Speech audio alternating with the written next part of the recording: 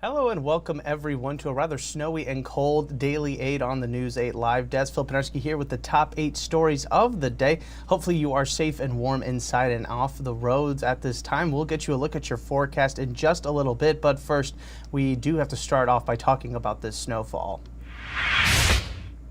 Several school districts are closed for the day all across West Michigan from the Lake Shore to Grand Rapids. This comes as we saw a few inches fall overnight and blisteringly cold temperatures with negative wind chills. We have a full list of closings over on woodtv.com, which you can now check out. Most of the closings are due to road conditions not being particularly easy to traverse at this time. The crews are underway clearing them up, and as best as they can. The cold temperatures have made it just a little bit more difficult to do so, as salt can lose some of its melting abilities once it hits below 20 degrees. But crews do have a new concoction they're using to help out, and you can find more on that inside our story on woodtv.com. And the roads aren't the only thing being affected by the cold temperatures. Narcan can also be impacted. Health officials say that the extreme cold could freeze the life-saving drug, making it ineffective if needed. This comes as overdose deaths in the U.S. have dropped by 14% as Narcan has become more readily available. There are a few vending machine locations all across West Michigan that have Narcan on hand, but if temperatures hit below 5 degrees, it could freeze. Experts say that the best place to store Narcan is at room temperature. If you do have frozen Narcan, though, press the vial against your body for 15 minutes and it should thaw and then be ready to use.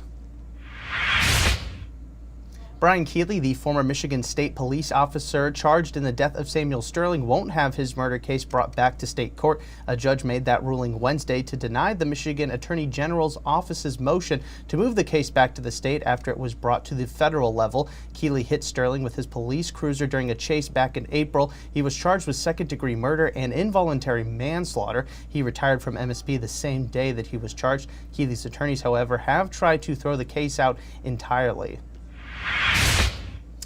Police in Grand Rapids are training to ensure use of force incidents are safer and more effective. We got a look inside the jiu-jitsu training the officers took part in Wednesday. The program started in 2022 to help officers handle dangerous encounters and avoid escalation. Some officers that take the classes are then able to pass the teachings along and improve their agency's responses during arrest. A GRPD trainer said that the training is already working. And now for something you can only find on News 8, we got an exclusive tour of the Palisades nuclear plant as it tries to reopen. The plant has been closed since May of 2022, but the owner, Holtec, hopes to have it back up and running sometime next year, but that's up to the Nuclear Regulatory Commission to decide. We got an inside look at how the commission is determining if the plant is ready to be reopened. The federal government announced a $1.5 billion condition commitment to support the Palisades reopening back in March. If the Palisades does reopen, it will be the first restart of a previously closed nuclear reactor in U.S. history. An Ohio lawmaker has introduced a new bill that would make flag planting at Ohio Stadium a felony criminal offense. Only Ohio Stadium, though. State Representative Josh Williams, who represents a district bordering Michigan, brought the bill forward after seeing the melee unfold after Michigan players planted a flag on the field after their upset win over Ohio State this season. Williams said it would prevent fights like the one we saw almost 2 weeks ago and keep players and personnel safe. If someone was convicted of a crime under this bill, if it passes, they could face up to 12 months in prison and a fine of $2,500. Let's take a step aside now and get you a look at your forecast for today. Here is Storm Teammate meteorologist Matt Kirkwood. Coldest air of the season has arrived, and of course that's kicked in that lake effect snow. We're now over 20 inches here in Grand Rapids for the season, way above where we were last year at this time. We're looking at these snow showers that will eventually become lighter today, but we continue with the latest winter weather advisories and warnings out there along the lakeshore northward, and also advisories inland, expiration around 7 o'clock, although our southeastern counties such as Calhoun and Eaton, it is a little bit later, actually earlier expiration at 10 a.m. Overall, I don't think there's going to be a great deal of difference with a strong enough wind out there. Grand Rapids will have similar conditions to Holland and also Muskegon. Additional 1 to 4 inches of snow today. Most of us will come in around 1 to 2 inches. I think the sweet spot is going to be between Grand Rapids and also Kalamazoo, where the heaviest snow could see those isolated 4-inch amounts.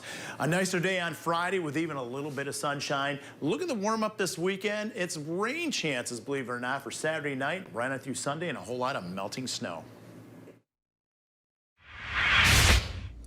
All right, thanks, Matt. We end today's show with a new competition going on over in South Haven. They're calling it a Sparkle Showdown, and it pits 21 homes, businesses, and other spots in town against each other to see who has the best holiday light display. It's all a friendly competition, of course, but there are prizes on the line, including $1,500 for the first place display, and you can actually have your voice heard and vote for your favorite display. You can find out how and check out some of the displays as well right now over on our website, woodtv.com.